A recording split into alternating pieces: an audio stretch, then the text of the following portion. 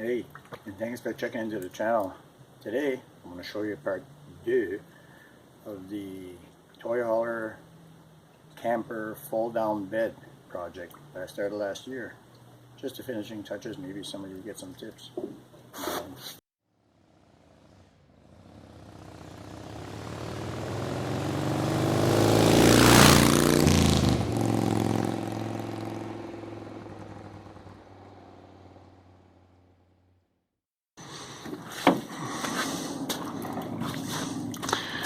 Here it is, my 6x10 cargo trailer. It's not just for racing. I didn't buy it. It's my dirt bike, but it's kind of a multi-purpose thing. I'm not done. I still got covers to do up there, and I like to put a window over there, maybe 12 by 24 or something like that. And yeah, anyway, the task at hand here. Here's my finished bed. Looks pretty good on the outside. I think what most people would want to see is how you attach it, because making a bed is not difficult. Is, you know, how you're going to attach it to the beams or whatever. This is what I decided to do. It took a lot of just kind of staring at it for a while. Most of the tension on the bed is up and down. Like, there's no, you know what I mean, you're not swinging it back and forth unless you're doing the nasty. But you get what I'm saying. So what I decided to do is put a 2x4 here that kind of sits on the floor, and it's held there with these brackets. These are not into the beams of the trailer. They're nice and thick and short, wide wood screws, and these are metal brackets, and the bottom are rubber here, just to hold the 2x4 here. And it's the same thing on the other side. And then basically this is just a hinge bolted onto this to the bed frame, and that's it. It's pretty simplistic. I mean, you know, I'm sure somebody's got even better ideas than this, but for myself, it was a perfect fit. I don't know, I just have a problem with putting stuff in the beam of the trailer unless really necessary. If you're carrying a lot of weight and stuff like that, but this is not that heavy. And once it's sprung up like that, it doesn't vibrate out of the wall. I drilled little pilot holes before I screwed in these big screws. They're only short, but they're thick, and anyway, they're made for wood, so it gives a good bite. You know, if you don't, I'm not a carpenter or anything, but if you don't give it a little pilot hole, it kind of smashes its way through, and I find it doesn't hold good. If you make a little pilot hole with a small 1/8 drill or something like that before you send it through, it seems to really grab onto it. But anyway, that's it.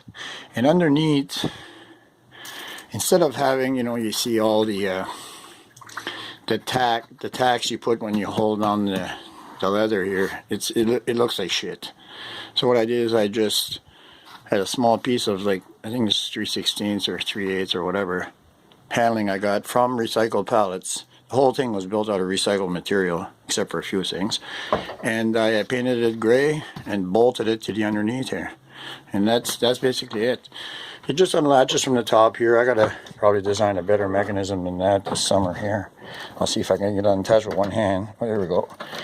And the legs are just swinging there right now. They're stable because I have a flat metal piece, a metal bar here on hinges again.